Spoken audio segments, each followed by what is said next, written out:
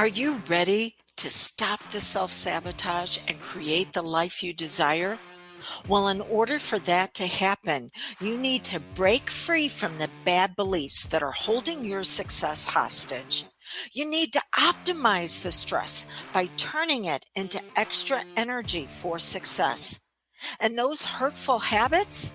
Well, we need to give that pain a purpose for progress.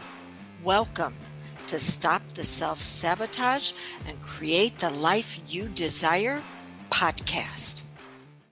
What do you think the difference is between the stairway to heaven or the highway to hell? Expected traffic numbers. Think about that one for a little bit. Okay, sometimes we can feel like we're stuck in our own internal hell. And no matter what we do, we keep being pulled back to the same position.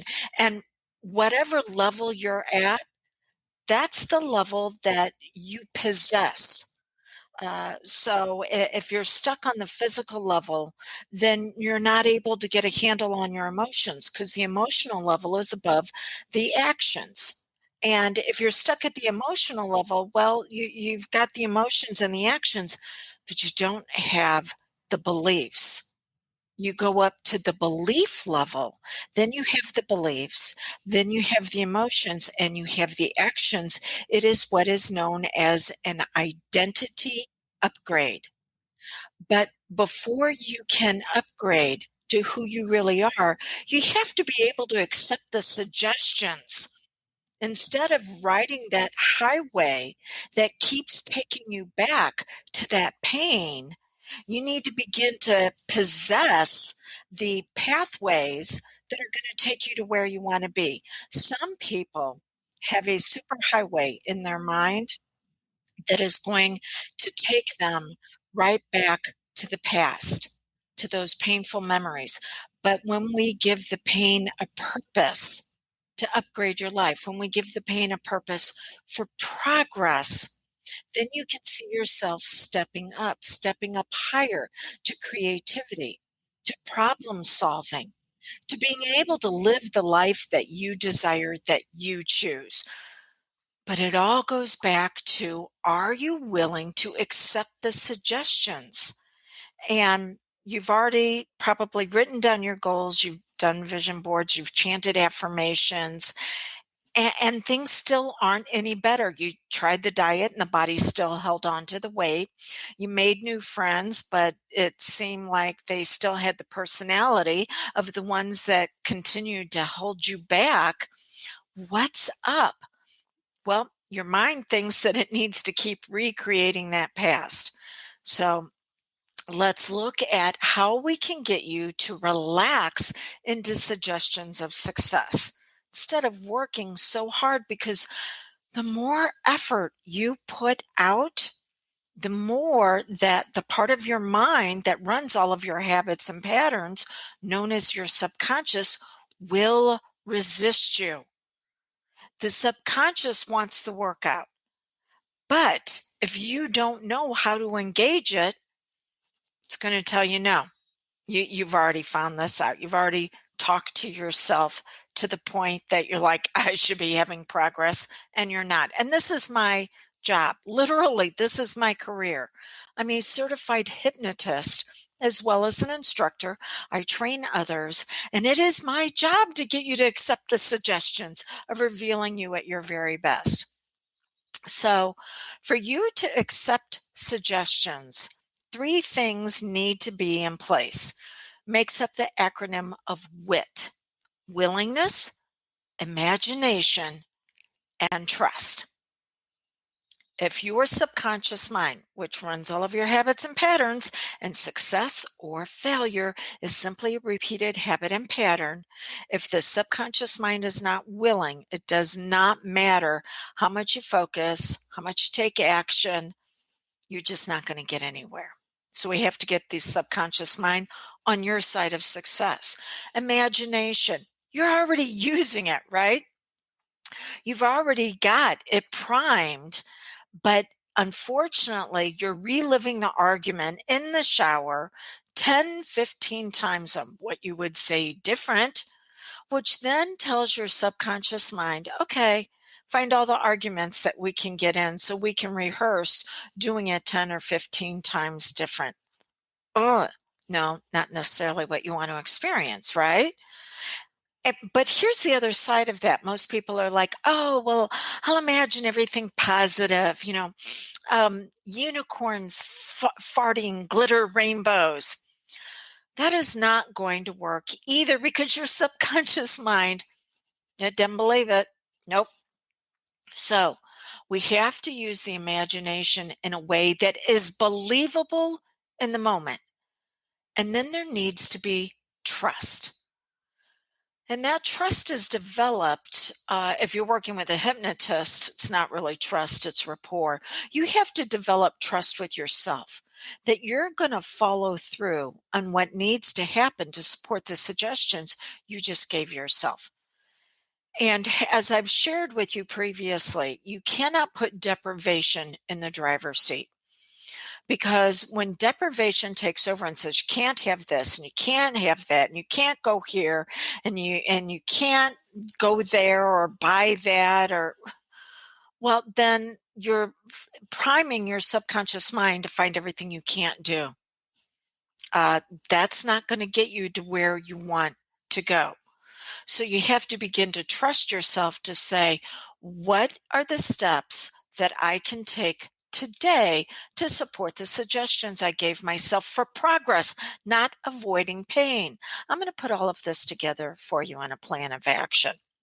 But before I do that, I need to educate you on how you've been using processes and systems that maybe look really cool in a book, but you might as well use that book as a doorstop because it's not in alignment with how you really work.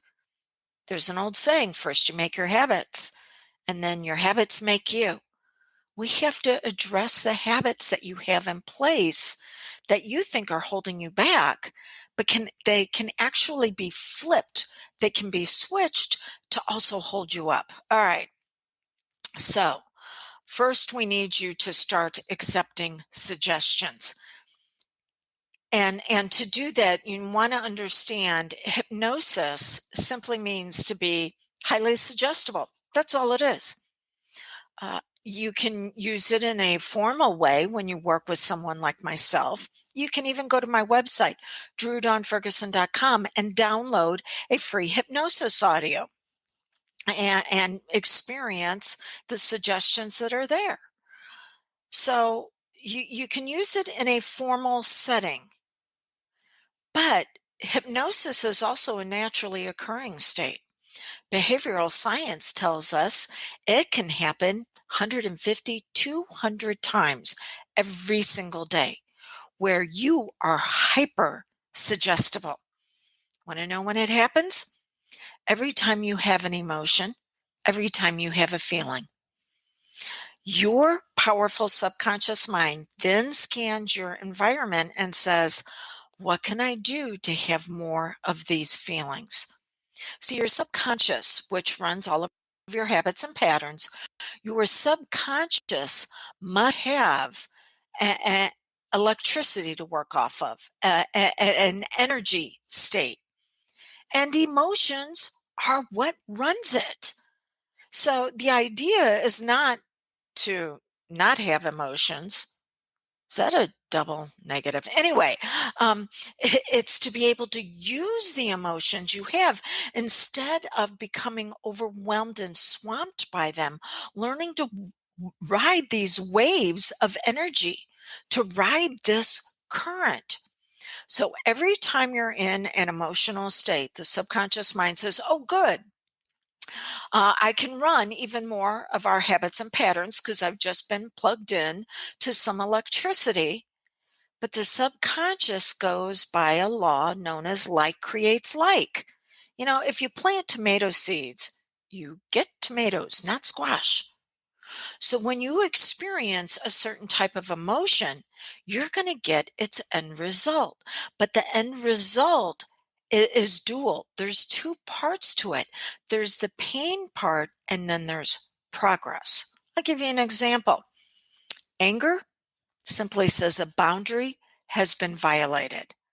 So when you get cut off on the highway, instead of going into road rage, you need to understand, oh, I'm upset because I feel like they honed in on my space. Okay, so what do I need to do to be a more careful driver so when those other idiots out there decide to do this, they don't take me out with them? So, see how anger could either be used for pain avoidance, and pain avoidance always shows up as I'm right, they're wrong. Because that's the number one fear, the fear we're going to be wrong. And we will go to great extents to prove that we're right. Just go on social media and scroll through your feed. You'll see what I'm talking about. All right. So we have to learn again to ride these waves of emotion. So when you're having this feeling, you're open to suggestion. So start looking at how you can use it in a way that's going to be beneficial. Frustration. Oh my goodness. Frustration simply means that there is untapped potential. A few days ago, I was supposed to be going live. I was actually leading a panel of people that I really respect in my industry. And about 3 minutes before we were supposed to go live, my computer crashed. My internet had a challenge. And now I have all these people that are texting me, calling me, sending me social media messages going, we can't get on to the panel. What do we do? And I was so frustrated.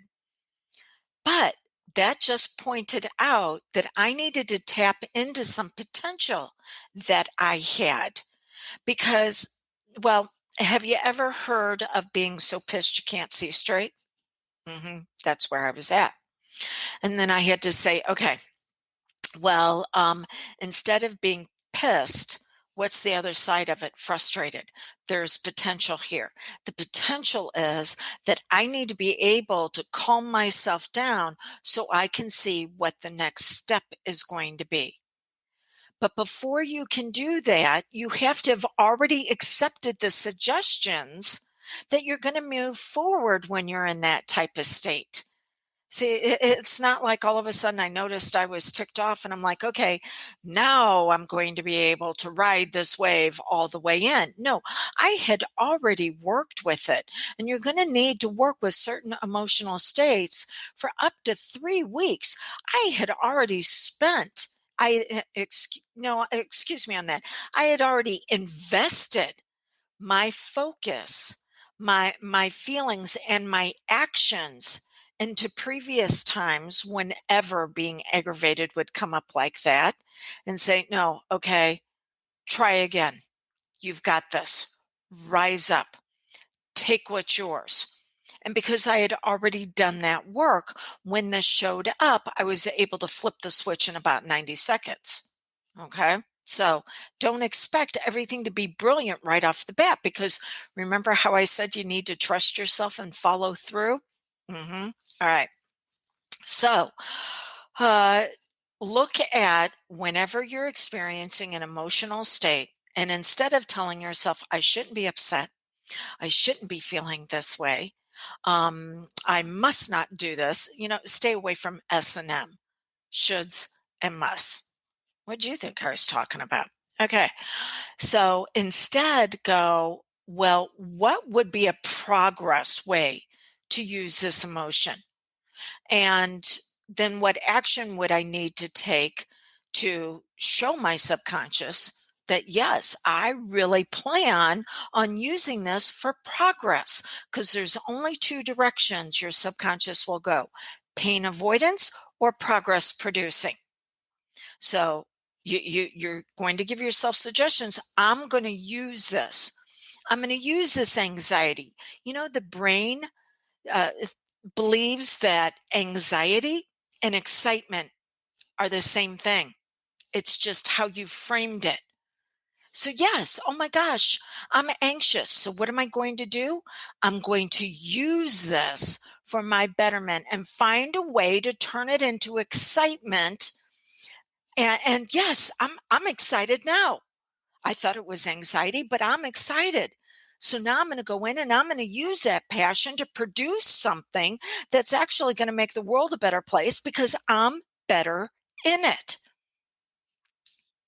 The subconscious will be willing to accept suggestions whenever you're using your imagination for progress and following through with your actions on trust.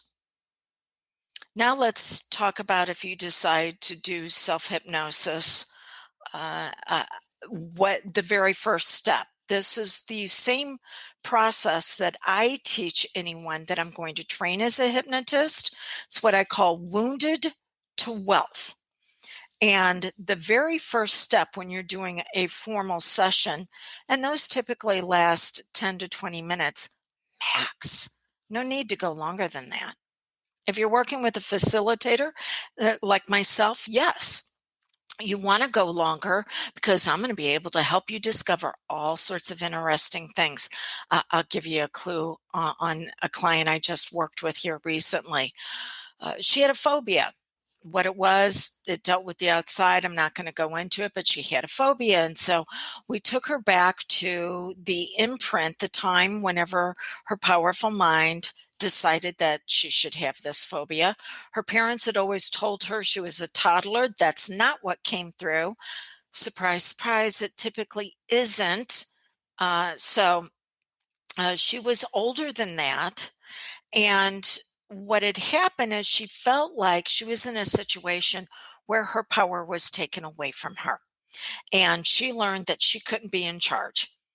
And the younger her then developed this extreme reaction to being outdoors, not because it wanted to, but because it was saying, please pay attention to all the ways that you're giving away our power and still, even though you're an adult, acting like a child. Now, that's what came through for her. For you, it could be completely different. But when you work with a facilitator, it's not going to be a 10 or 20-minute session. Although I know some hypnotists, yeah, their sessions are about 20 minutes long because they're only doing behavioral modification. They're not doing identity upgrades. For me, it's not enough just for you to stop the bad behavior. I want you to discover all that untapped potential that's ready to move into progress. All right. Anyways, so back to the self-hypnosis. Self-hypnosis typically starts the same way I would start a session for you, with what's known as a body scan. This is where you're moving through the different parts of your body and you're allowing them to relax. Why do I want to do that? Because I want to teach you to relax into success and to quit fighting yourself. Oh, makes sense? Now, you don't have to do that during the day when it's a naturally occurring hypnotic state. You just need to notice the emotions that you're experiencing and find a way to ride the wave, the current, to lift you even higher. I like to say greater heights of success with less effort.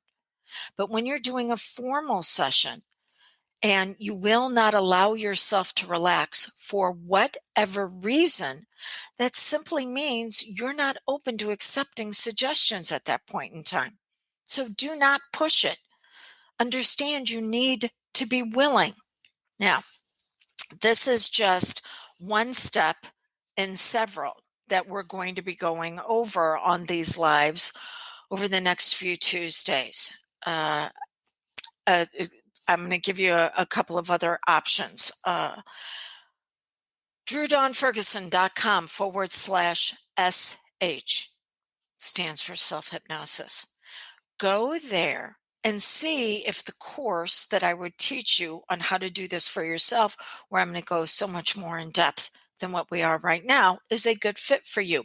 And if it is, I will add on the bonus of another course that I'm going to be doing called Maximum Mindset for Your Health, Wealth, and Happiness, where I teach you advanced techniques that I've been training other certified hypnotists in on how to assist you in flipping the switch on your beliefs. Remember, I said you had to go all the way up to the top for that identity upgrade. So go to drewdonferguson.com/SH if you want to check out and see if that course is going to be beneficial for you.